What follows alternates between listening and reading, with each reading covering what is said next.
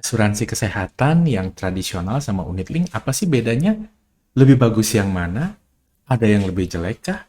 Keduanya kita akan kupas di video kali ini ya. Oke, ya kita lihat contoh misalnya untuk asuransi kesehatan yang sejenis ya, untuk premi sekitar 20 tahun ke depan ya, premi bulanan. Kita compare di sini untuk plan yang sama-sama ya di Prudential Bronze B 1 juta untuk wanita 4 tahun dan non-smoker ya. Misalnya di sini kita akan lihat dari tahun ke-1 sampai tahun ke-20 seperti apa perjalanannya. Kita lihat pertama untuk asuransi kesehatan unit link di Prudential namanya Pru Prime Healthcare Plus atau disingkat PPH Plus ya. Sedangkan untuk asuransi kesehatan tradisionalnya ketika video ini dibuat namanya Pru Solusi Sehat atau PSS. Kita akan lihat sama-sama berapa preminya di usia 4 tahun tersebut. Untuk yang unit link, untuk yang PPH Plus, preminya kurang lebih 435.000. Ya, kita lihat untuk yang PSS apakah sama atau berbeda? Ternyata berbeda, ya. Angkanya lebih kecil, 358.000. Jadi seperti apa sih? Nah, karakteristiknya seperti ini, teman-teman. Unit link itu preminya cenderung sama terus dari waktu ke waktu. Ya, dengan catatan kecuali jika ada repricing. Repricing kita akan bahas di kesempatan yang khusus. Ya, sementara kalau PSS ini yang tradisional, dia diperbaharui preminya setiap tahun. Contoh di sini misalnya ya, di tahun pertamanya 358, tahun berikutnya 359, dan seterusnya. Angka-angka di sini sifatnya estimasi saja. Real premi tahun berikutnya akan diinformasikan di bulan ke-11 atau 1 bulan sebelum ulang tahun polis. Ya. Nah, kita sekarang lihat seperti apa sih kok dia bisa berbeda. Jadi antara asuransi kesehatan contoh yang di Prudential ini ya, yang unit link maupun yang tradisional itu manfaatnya sama persis. Yang beda karakteristik preminya aja. Kok bisa jadi berbeda ya? Kita coba bahas lebih teknis lagi. Jadi untuk asuransi tradisional atau di situ dilihat ada istilah YRT Yearly Renewable Term ya dan unit link. Sumbu yang ke atas adalah rupiah biayanya, yang ke kanan adalah usia. Pada prinsipnya teman-teman, proteksi ya itu ada biaya untuk menyelenggarakannya, ada biaya asuransi. Jadi seiring dengan bertambahnya usia, bertambahnya umur, pasti makin tinggi juga biaya penyelenggaraan proteksinya. Kenapa ya? Sejalan dengan risiko. Ya, risiko terjadinya sakit, risiko terjadinya tutup usia misalnya.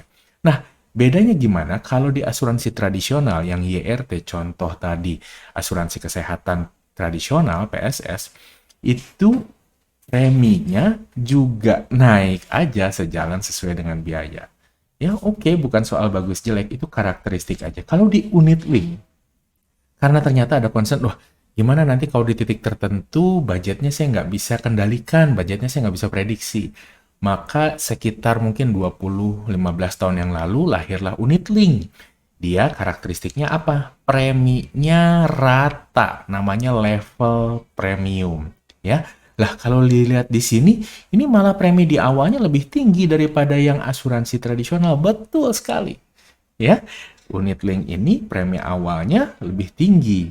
Ya, rugi dong, ini bayarnya lebih tinggi dari biaya. Nah, jangan khawatir teman-teman ya, pasti ada fairness-nya.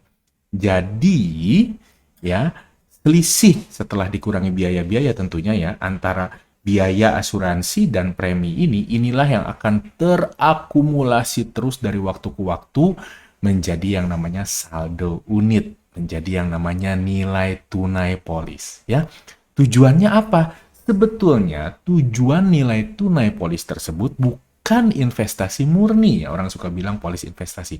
Tujuan sebenar-benarnya adalah untuk kurang lebih mensubsidi ketika nanti kelak timingnya biaya asuransinya udah sangat tinggi ya, supaya mengurangi resiko bayar premi yang tinggi yang mahal banget ya, maka selama masa-masa biaya asuransinya lebih kecil dari premi, terkumpullah sejumlah nilai saldo. Jadi nanti begitu waktunya biaya asuransinya tinggi, saldo yang terbentuk ini bisa mensubsidi ya masa-masa di mana biaya asuransi udah tinggi. Jadi Pada dasarnya, saldo unit, nilai tunai yang terkumpul di asuransi unit-linked itu bukan untuk kebutuhan investasi murni, tapi untuk keberlangsungan polis dalam jangka panjang. Ya, itu ditentukan oleh apa? Juga oleh pilihan fund yang dipilih, realisasi fund yang dipilih, karenanya perlu berdiskusi lebih detail. Ya, jadi kalau dari kedua tipe ini, mana yang lebih bagus, lebih jelek, menurut saya bukan soal bagus jelek, tapi mana yang cocok untuk karakteristik finansial Anda. Kalau misalnya, saya yang penting mulai dulu deh, ya, saya punya dulu, menggunakan budget saya agak terbatas, nggak masalah mulai dengan yang tradisional. Atau, saya agak agak ada longgar nih sedikit, nggak apa-apa, saya pengen yang lebih terprediksi deh budget preminya, itu juga bisa. Ya, jadi pilihan sepenuhnya kembali kepada Anda semua. Semoga bermanfaat.